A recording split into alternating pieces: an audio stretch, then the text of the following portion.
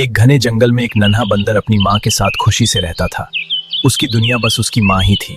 लेकिन एक दिन अचानक उसकी माँ उसे हमेशा के लिए छोड़कर चली गई और नन्हा बंदर अकेला रह गया।